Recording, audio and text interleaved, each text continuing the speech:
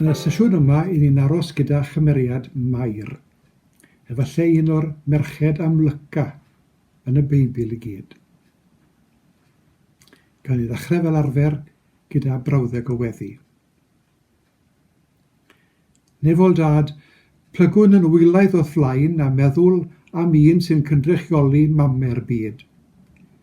Pan fydd ein sylw yn troi'n reddfol at y baban Iesu, mae'n bwysig ein bod yn cofio'r fam. Yr un a roddodd enedigaeth i'w chyntaf enedig, gan brofi'r holl straen corfforol, heb gwmni ei theulu ei hun, mewn sefyllfa ac anfanteision amlwg. Wrth feddwl am ei hanes, cofiwn am y miliynau o ferched beichiog yn ein byd heddi, sy'n wynebu anfanteision o bob math. Amen.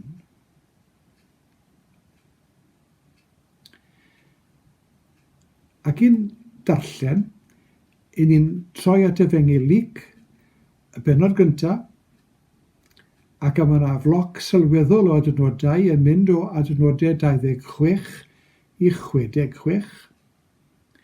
Ac yna'n troi mlaen i bennod 19 yn Efengyl Ioan, ac yn y fan honno aros gyda'r brawddegau sy'n cael eu cofnodi a'i rhestru fel adnodau 23 i 27. O blith holl wragedd y Testament Newydd, pryn bod un a gafodd fwy o sylw gan yr arlunwyr a'r cerflunwyr na'r wraig ddistadl hon.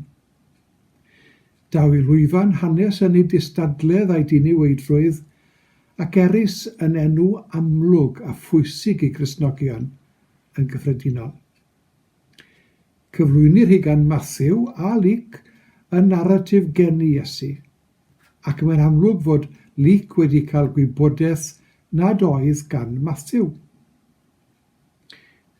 Mae'n cynrychioli'r anamlwg a'r dibwys mewn cymdeithas, sy'n gyson a gwerthoedd i ddewiaeth yr amser hwnnw. Daeth ei deall ni o ferched yn amlycach o feddwl am y ferch arbennig hon. Bydde llawer o genhedloedd eraill yr un mor ansicr beth i'w wneud gyda merched go iawn. Eiddo nhw, pobl nad oedd iddyn nhw statws na dim byd o'r fath. Roedden nhw'n haen is na'n dynion. Pryn iawn a wyddon ni am ei chefndir ei hefyd, ac eithrio fod Luc wedi deall ei bod yn perthyn i lwyth Jwda ac o linach Dafydd. Dywedir i Ioan dderbyn Mair i'w gartref ar ôl y croeshoeliad, a sybyr yn ôl y traddodiad iddi fyw a marw yn Ephesus. Nid oes unrhyw ddatganiad beibledd am ei morwyndod ei chwaith, er bod y term y forwyn fair yn cael ei ddefnyddio gan amryw. Bydd y drafodaeth am statws merched yn bwysig am lawer o resymau. Ac bod breninесau wedi bod yn Lloegr a Rwsia, a merched wedi dod i'r amlwg mewn sawl gwlad, eithriadau dyn nhw mewn gwirionedd. Ni wnaeth Mair ac Elizabeth wella statws merched, mae'n siŵr yn ei cyfnod ei hunain, ac anodd gweld bod hyd yn oed pobl gwbl amlwg fel Mrs Thatcher yma ym Mhrydain wedi gwneud llawer dros ferched ei hunain chwaith.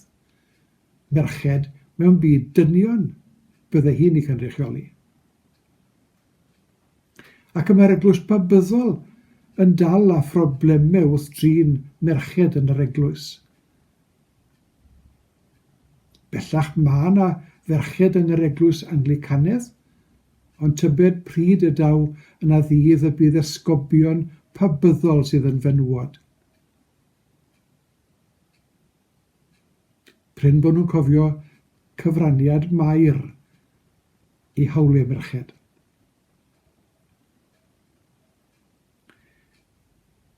Yn ein cyfnod ni, y byddwn ni'n deall mwy am hawliau merched.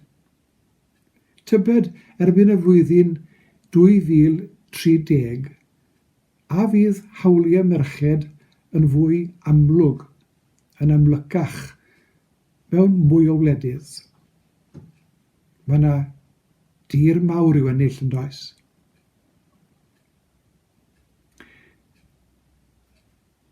Nid pobl ddibwys mohonyn nhw, ond rhan sylfaenol o'n gwareiddiad. Cofio brawddeg blynyddoedd yn ôl, women hold up half the sky, ac yma arwas gyda hynna yn golygu llawer. Ar draws y canrifoedd a'r cyfandiroedd, fe geir cydnabyddiaeth bod gwir a gwragedd yn gyfartal yn golwg Duw. A'r eglwys sydd yn arwain cymdeithas, ynte y gymdeithas sydd yn arwain yr eglwys. Pwy sydd yn gosod agenda cyfiawnder mewn cymdeithas, a hawliau merched yn arbennig yn y sgwrs hon? Gwelwyd llawer o newid dros ail ddegawd y ganrif ddiwetha.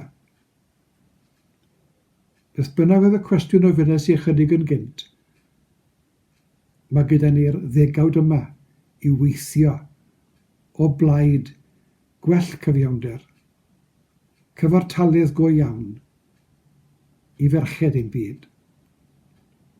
Nid yn unig yn y gwledydd cyfalafol, ond yn arbennig felly, yn y gwledydd tlawd, sydd yn macho, yn batriarchedd ac yn is-raddoli merched yn gyffredinol.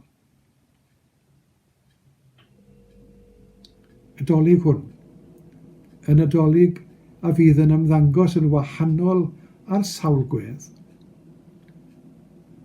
Boed i ni gofio a gwerthfawrogi bod Duw wedi dewis merch ddistadl anamlwg yn ei gymdeithas a'i hamser i fod yn fam i'w fab ei hun. Gawn ni orffen gyda gar o weddi. Arglwydd Dduw, diolchwn i ti am ddewis Mair, dyweddi Joseph y Sair, yn fam i geidwad byd, a bod y Beibl yn ei chydnabod yn amlwg iawn. Diolchwn am ein mamau'n hunain, gan gofio iddi dwyneb i poen ac ing yn ein geni ni, ac wedi poeni a gweddio drosom ar hyd y daeth.